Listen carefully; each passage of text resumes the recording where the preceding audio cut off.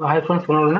So ನಾಳಿಂದ market ಯಾವ ರೀತಿ trade ಮಾಡ್ಕೊಂಡು ಹೋಗೋಣ. ಸೊ ಫಸ್ಟ್ ಏನು ನೋಡಪ್ಪ ಅಂದ್ರೆ ಬ್ಯಾಂಕ್ ನಿಫ್ಟಿ ನೋಡ್ಕೊಂಬೋಣ, ಆಮೇಲೆ ನಿಫ್ಟಿ ಫಿಫ್ಟಿ ನೋಡ್ಕೊಂಬೋಣ. ಓಕೆ, ಸೊ ಫಸ್ಟ್ ಏನು ನೋಡಪ್ಪ ಅಂದ್ರೆ ಬ್ಯಾಂಕ್ ನಿಫ್ಟಿ ಒಳಗೆ ಒನ್ ಡೇ ಕ್ಯಾಂಡಲ್ ಸ್ವಲ್ಪ ನೋಡ್ಕೊಂಡ್ರೆ, ಸೊ ಒನ್ ಡೇ ಕ್ಯಾಂಡಲ್ ಏನಾಗಿತ್ತಪ್ಪ ಅಂತಂದ್ರೆ ಮಾರ್ಕೆಟಲ್ಲಿ ಇದೇನಿದೆ ಟ್ರೆಂಡ್ ಲೈನ್ ಇತ್ತಲ್ಲ.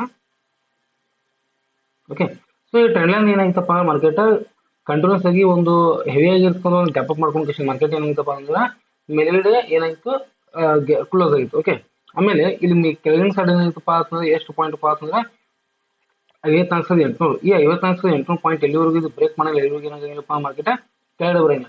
ಬಟ್ ಇವತ್ತಿನ ಸಲ ನೋಡ್ಕೊಂಡ್ರೆ ಏನಾಗ್ತಪ್ಪ ಅಂದ್ರೆ ಇಲ್ಲಿ ಒಂದು ಏನಾಗಿದೆ ಇವತ್ತು ರೆಡಿ ಕ್ಯಾಂಡಲ್ ಐತೆ. ಹೌದಾ, ಸೊ ಈ ರೆಡಿ ಕ್ಯಾಂಡಲ್ ಒಂದ್ ವೇಳೆ ಏನಾದ್ರು ಮತ್ತೆ ಈ ಒಂದು ಹಾರಿಜೆಂಟಲ್ ಲೈನ್ ಮತ್ತು ಈ ಒಂದು ಟ್ರೆಂಡ್ ಲೈನ್ ಬ್ರೇಕ್ ಮಾಡ್ಕೊಂಡು ಮತ್ತೆ ಕೆಳಗಡೆ ಬರೋ ಸ್ಟಾರ್ಟ್ ಮಾಡ್ತಪ್ಪ ಅಂದ್ರೆ ಮತ್ತೆ ಮಾರ್ಕೆಟ್ ಏನಾಗುತ್ತೆ ಕೆಳಗಿನ ಸೈಡ್ ಬರ್ತಕ್ಕಂಥ ಸಾಧ್ಯತೆಗಳು ಇಲ್ಲಿ ಜಾಸ್ತಿ ಇದಾವೆ. ಆದ್ರೆ ಒಂದು ಏನಾದ್ರು ನಾಳಿನ ದಿನ ಮಾರ್ಕೆಟ್ ಈ ಒಂದು ಲೋನ ಏನಾದ್ರು ಬ್ರೇಕ್ ಮಾಡಲಿಲ್ಲ ಅಂದ್ರೆ, ಓಕೆ, ನಾಳೆ ದಿನ ಏನಾದ್ರು ಮಾರ್ಕೆಟ್ ಈ ಒಂದು ಲೋನ್ ಅಂದ್ರೆ ಇವತ್ತಿನ ಏನ ಲೋ ಇದೆ ಈ ಲೋನ್ ಏನಾದ್ರು ಮಾರ್ಕೆಟ್ ಬ್ರೇಕ್ ಮಾಡಲಿಲ್ಲಪ್ಪ ನಾಳಿನ ದಿನ ಮಾರ್ಕೆಟ್ ಏನಾಗ್ತಪ್ಪ ಅಂದ್ರೆ ಮತ್ತೆ ಕನ್ಸೋಲೇಷನ್ ಆಕ್ಷನ್ ಚಿಕ್ಕದಾಗಿರ್ತಕ್ಕಂಥ ಕನ್ಸೋಲೇಷನ್ ಆಗಿ ಮೇಲಿನ ಸೈಡ್ ಬ್ರೇಕ್ ಮಾಡ್ಕೊತ ಕಂಟಿನ್ಯೂಸ್ ಆಗಿ ಮೇಲಿನ ಸೈಡ್ ಅಪ್ ಸೈಡ್ ಹೋಗ್ತಕ್ಕಂಥ ಸಾಧ್ಯತೆ ಕೂಡ ನಿಜ.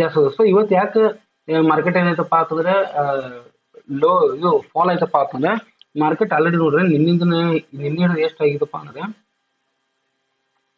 ನೋಡ್ರಿ ನಿನ್ನಿಂದ ಏನಾಗಿತ್ತಪ್ಪ ಮಾರ್ಕೆಟ್ 13 ಪಾಯಿಂಟ್ ಹೋಗಿತ್ತು. ಹೌದಾ, ಸೊ ಸರಿಸುಮಾರು ಏನಪ್ಪಾ ಅಂದ್ರೆ 14 point. Okay, so 14 point market continues ಮೇಲ್ಗಡೆ ಹೋಗಿರೋದ್ರಿಂದ ಇಲ್ಲೇನಾಯ್ತಪ್ಪ ಇವತ್ತಿನ ದಿನ ಪ್ರಾಫಿಟ್ ಬುಕ್ ಅಂತ ನಾವು ತಗೋಬಹುದು. ಓಕೆ, ಇವತ್ತಿನ ರೇಟ್ ಕಂಡು ಏನು ತಗೋಬಹುದು, ಪ್ರಾಫಿಟ್ ಬುಕ್ ಏನು ತಗೋಬಹುದು. ಆದ್ರೆ ನಾಳಿನ ದಿನ ಏನು ಹೋಗೋದಪ್ಪ ಅಂದ್ರೆ ಇದು ಕನ್ಫರ್ಮೇಷನ್ ಆಗಿ ಒಂದ್ ವೇಳೆ ಏನಾದ್ರು ಮತ್ತೆ ಈ ಒಂದು ಹೈನ ಬ್ರೇಕ್ ಮಾಡದಪ್ಪ ಅಂದ್ರೆ, ಓಕೆ, ಈ ಒಂದು ಹೈನ ಏನಾದ್ರು ಮಾರ್ಕೆಟ್ ಬ್ರೇಕ್ ಮಾಡ್ತಪ್ಪ ಮತ್ತೆ ಮಾರ್ಕೆಟ್ ಏನಾದಪ್ಪ ಹೈಯರ್ ಹೈ ಮಾಡ್ಕೋತ ಕಿಶನ್ ಮತ್ತೆ ಮಾರ್ಕೆಟ್ ಮೇಲ್ಗಡೆ ಹೋಗ್ತಕ್ಕಂಥ ಸಾಧ್ಯತೆಗಳು ಇಲ್ಲಿ ಜಾಸ್ತಿ ಇರ್ತವೆ. ಓಕೆ, ಸೊ ಅದೇ ರೀತಿಯಾಗಿ ಇದನ್ನ ಒಂದು 50 ಮಿನಿಟ್ಸ್ ಟೈಮ್ ನೋಡ್ಕೊಂಡ್ರೆ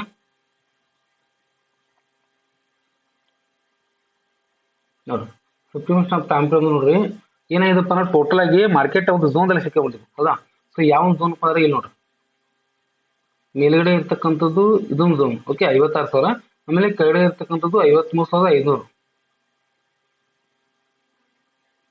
ಓಕೆ, 53,500 53,000 ಒಂದು ಕೆಳಗಡೆ ಇರ್ತಕ್ಕಂಥ ಝೋನ್, ಮೇಲ್ಗಡೆ ಇರ್ತಕ್ಕಂಥದ್ದು 56,000. ಓಕೆ, ಈ ಎರಡು ಝೋನ್ ಏನಪ್ಪಾ ಅದನ್ನು ಮಾರ್ಕೆಟ್ ಕಂಟ್ರೋಲ್ಸ್ ಆಗಿ ಸಿಕ್ಕಾಕೊಂಡ್ಬಿಟ್ಟಿದೆ. ಮೇಲ್ಗಡೆ ಹೋಗುತ್ತೆ ಮತ್ತೆ ಮಾರ್ಕೆಟ್ ಕೆಳಗಡೆ ಬರುತ್ತೆ, ಕೆಳಗಡೆ ಬರುತ್ತೆ ಮತ್ತೆ ಮಾರ್ಕೆಟ್ ಮೇಲ್ಗಡೆ ಹೋಗುತ್ತೆ. ಸೊ ಇವಾಗ ಏನಾಗಿದೆಪ್ಪ ಅಂದ್ರೆ ಕಂಟ್ರೋಲ್ಸ್ ಆಗಿ ಮಾರ್ಕೆಟ್ ಈ ಒಂದು ಝೋನ್ ಅಲ್ಲಿ ಇದು ಒಂದು ಏನಪ್ಪಾ ಅಂತಂದ್ರೆ ದೊಡ್ಡದಾಗಿರ್ತಕ್ಕಂಥದ್ದು ಇದು ರೆಸಿಸ್ಟೆನ್ಸ್ ಅದ, ಇದು ಚಿಕ್ಕದಾಗಿರ್ತಕ್ಕಂಥದ್ದು ಸಪೋರ್ಟ್. ಹೌದಾ, ಸೊ ಇದರಲ್ಲಿ ಏನಾಗಿದೆಪ್ಪ ಅಂತಂದ್ರೆ ಮತ್ತೆ ಈ ಒಂದು ಝೋನ್ ಏನಿದಿಲ್ಲ 54,500 ಇದು ಹೆವಿ ಆಗಿರ್ತಕ್ಕಂಥ ಸಪೋರ್ಟ್ ಆಗುತ್ತೆ ಮತ್ತು ಮೇಲ್ಗಡೆ ಇರ್ತಕ್ಕಂಥದ್ದು ಇದು ಹೆವಿ ಆಗಿರ್ತಕ್ಕಂಥ ಒಂದು ರೆಸಿಸ್ಟೆನ್ಸ್ ಆಗುತ್ತೆ. 54,500 ಮತ್ತು 55,500 ಅಂದ್ರೆ ಮತ್ತೆ ಸರಿಸುಮಾರು 1,000 ಪಾಯಿಂಟ್ ಮಾರ್ಕೆಟ್ ಇಲ್ಲಿಂದಲೇ ದೊಡ್ಡದಾಗಿರ್ತಕ್ಕಂಥ ಒಂದು ಇನ್ಸೈಡ್ ಕಂಟ್ಲೆ ಮಾಡ್ಕೊಂಡ ಟ್ರೇಡ್ ಮಾಡ್ತದೆ. ಹೌದಾ, ಸೊ ಮಾರ್ಕೆಟ್ ಇನ್ನೊಂದು 2-3 ದಿವಸ ಇಲ್ಲೇ ಒಂದು ಸ್ವಲ್ಪ ಟ್ರೇಡ್ ಮಾಡ್ಕೊಂಡು ನಿಧಾನವಾಗಿ ಮತ್ತೆ ಇದೇ ಜಾಗದಲ್ಲಿ ರೆಸಿಸ್ಟೆನ್ಸ್ ಬಂದು ಮಾರ್ಕೆಟ್ ಈ ರೀತಿ ಕನ್ಫರ್ಮೇಷನ್ ಆಗಿ ಮೇಲೆ ಸೈಡ್ ಬ್ರೇಕ್ ಮಾಡ್ತಪ್ಪ ಅಂತಂದ್ರೆ ನಮಗೆ ಫಸ್ಟ್ ಟಾರ್ಗೆಟ್ ಯಾವ್ದಿರುತ್ತಪ್ಪ ಅಂದ್ರೆ 55,500, 55,750 ಮತ್ತು ಸೆಕೆಂಡ್ ಟಾರ್ಗೆಟ್ 56,000. ಈ ರೀತಿಯಾಗಿರ್ತಕ್ಕಂಥ ಟಾರ್ಗೆಟ್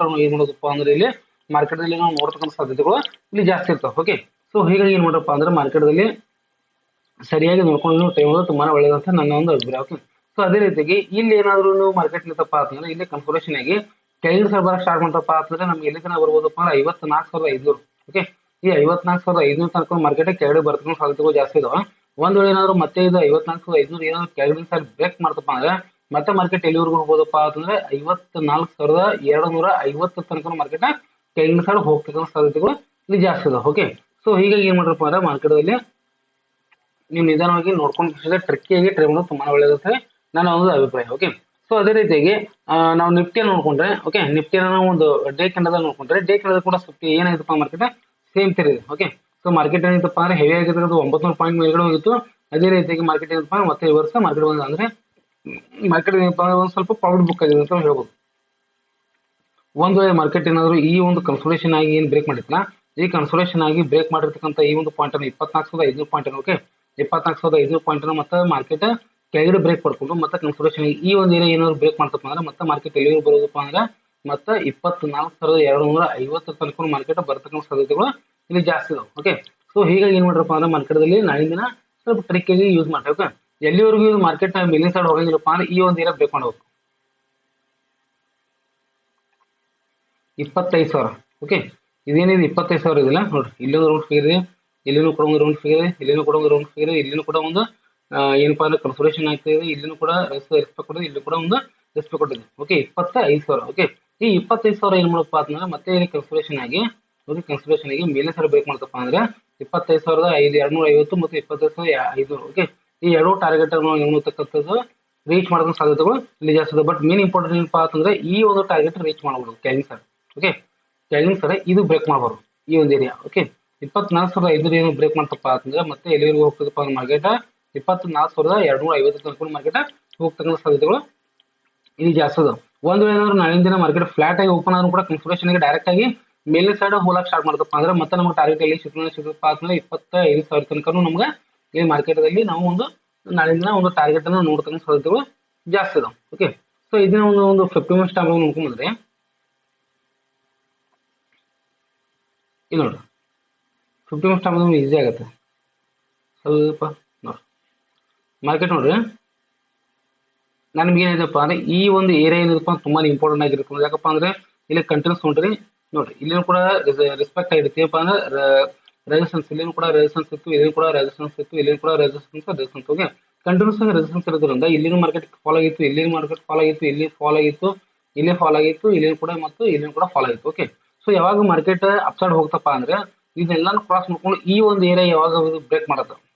ಓಕೆ 24,600 ಈ ಒಂದು ಏರಿಯಾ ಯಾವಾಗ ಬ್ರೇಕ್ ಮಾಡುತ್ತೆ ಮೇಲಿನ ಸಲ ಅವಾಗ ಏನಾಗುತ್ತಪ್ಪ ಮಾರ್ಕೆಟ್ ಮೇಲಿನ ಸಲ ಹೋಗುತ್ತೆ ಅಂತ ಹೇಳ್ತೀವಿ. ಓಕೆ ಸೊ ಅದೇ ರೀತಿ ಏನಂತಪ್ಪ ನಿನ್ನೆ ಗ್ಯಾಪ್ ಅಪ್ ಆಯ್ತು, ಗ್ಯಾಪ್ ಅಪ್ ಆಗಿ ಮತ್ತು ಮಾರ್ಕೆಟ್ ಮೇಲ್ಗಡೆ ಹೋಯ್ತು.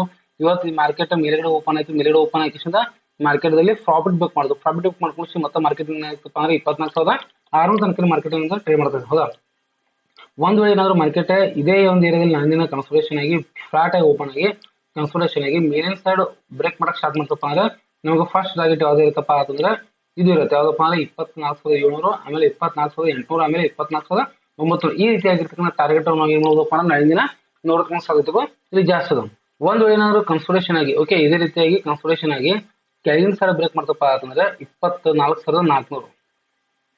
ಓಕೆ 24,400 ಕೆಳಗಡೆ ಏನಾದ್ರು ಬ್ರೇಕ್ ಮಾಡ್ತಪ್ಪ ಅಂದ್ರೆ ಇಲ್ಲಿ ತನಕನೂ ಏನ್ ಮಾಡಬಹುದಪ್ಪ ಅಂದ್ರೆ ಮಾರ್ಕೆಟ್ ಬರ್ತಕ್ಕಂಥ ಸಾಧ್ಯತೆಗಳು ಜಾಸ್ತಿ ಇದೆ. 24,400 ಕೂಡ ಮಾರ್ಕೆಟ್ ಬರ್ತಕ್ಕಂಥ ಸಾಧ್ಯತೆಗಳು ಇಲ್ಲಿ ಜಾಸ್ತಿ ಇರ್ತವೆ. ಓಕೆ ಸೊ ಹೀಗಾಗಿ ಏನ್ ಮಾಡ್ರಪ್ಪ ಅಂದ್ರೆ ನಾಳಿನ ಮಾರ್ಕೆಟ್ದಲ್ಲಿ ನಿಫ್ಟಿ ಆಗಿರ್ಬೋದು ಅಥವಾ ಬ್ಯಾಂಕ್ ನಿಫ್ಟಿ ಆಗಿರ್ಬೋದು ಯಾವುದೇ ನೀವು ಟ್ರೇಡ್ ಮಾಡೋದು ಕೂಡ ಸ್ವಲ್ಪ ಟ್ರಿಕ್ಕಿಯಾಗಿ ನೀವು ನೋಡ್ಕೊಂಡು ಟ್ರೇಡ್ ಮಾಡೋದು ತುಂಬಾನೇ ಒಳ್ಳೇದಂತ ನನ್ನ ಒಂದು ಅಭಿಪ್ರಾಯ. Okay thank you.